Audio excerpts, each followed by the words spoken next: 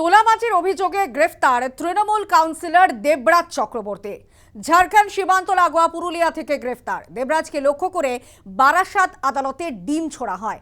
ধৃত দেবরাজের 7 দিনের পুলিশি হেফাজতের নির্দেশ। কিভাবে বিপুল সম্পত্তি ইসিআইআর দায়ের করে তদন্তে ইডি।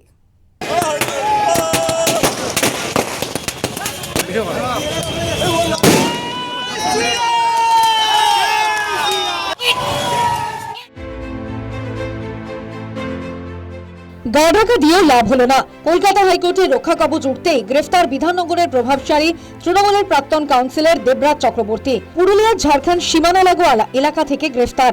পুলিশ সূত্রে খবর, রক্ষা কবচ উঠতেই গা ঢাকা দেওয়ার চেষ্টা করেন দেবরাজ। পালানোর ছকে ছিলেন, বন্ধ রেখেছিলেন মোবাইল ফোন।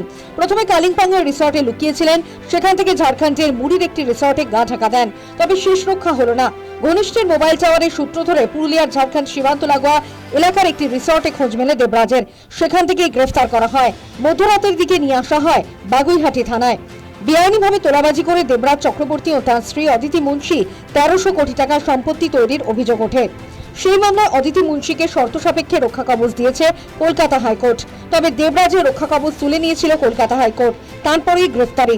দেবরাজের বিরুদ্ধে তোলাবাজির তদন্তে নেমে ইতিমধ্যেই উঠে এসেছে ডিসি গ্লোবাল নামে একটি সংস্থার নাম। সূত্রের দাবি, এই ডিসি গ্লোবাল নামে সংস্থার মাধ্যমে তোলাবাজির টাকা ব্যবহার করত দেবরাজ। তোলাবাজির টাকায় কাতারে ফুটবল বিশ্বকাপ দেখতে গিয়েছিল। পরিকল্পনা ছিল আমেরিকায় চলতি বিশ্বকাপ ফুটবল দেখতে যাওয়ারও।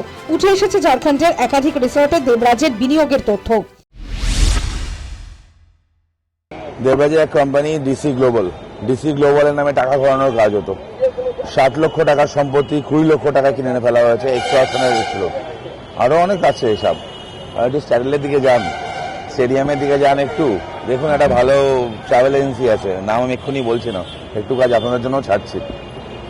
ট্রাভেল এজেন্সির মাধ্যমে কাতার ওয়ার্ল্ড কাপের টিকিট কাটা হয়, যাওয়া ডেলি প্যাসেঞ্জারি করলো কাতারের সময়। ইনফ্যাক্ট আমার কাছে যা খবর আছে, এবারও ওয়ার্ল্ড কাপ দেখতে যাওয়ার জন্য 25 লক্ষ টাকা অলরেডি এই কোম্পানিটাকে পেমেন্ট করা ছিল। ইয়েস, ইউএসএ ওয়ার্ল্ড কাপ দেখতে যাওয়ার জন্য 25 লক্ষ টাকা এই কোম্পানিটাকে পেমেন্ট করা ছিল। আপনারা খোঁজ নিন কারা আর কোত্থেকে টাকা আছে। রক্তচোষা টাকা, মানুষের লুট করা টাকা। দেবরাজ অ্যারেস্ট হয়েছে, আমার করা মামলাটাই অ্যারেস্ট হয়েছে। এখানেই শেষ নয়, আরো 8-9টা মামলা ওর বিরুদ্ধে হয়েছে এবং যতদূর আমি জানি ED is taking over the matter. It is financial scam. তোলাবাজি মামলায় ধৃত দেবরাজকে বৃহস্পতিবার বারাসাত আদালতে পেশ করা হয়। দেবরাজকে নিয়ে আসার খবরে আগে থেকে প্রস্তুত ছিল ক্ষুব্ধ জনতার একাংশ।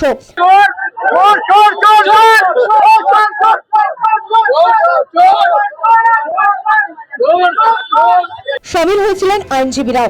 দেবরাজ আদালত চত্বরে ঢুকতেই তাকে উদ্দেশ্য করে উড়ে আসে পরপর ডিম।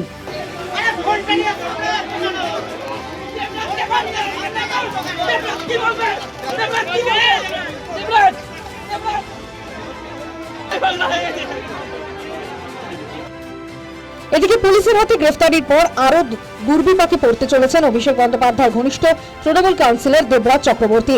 দেবরাজের বিপুল সম্পত্তির বিষয়ে তদন্ত শুরু করল ইডি। এ ব্যাপারে ইসিআইআর দায়ের করা হয়েছে এনফোর্সমেন্ট ডিরেক্টরেটের তরফে। News time.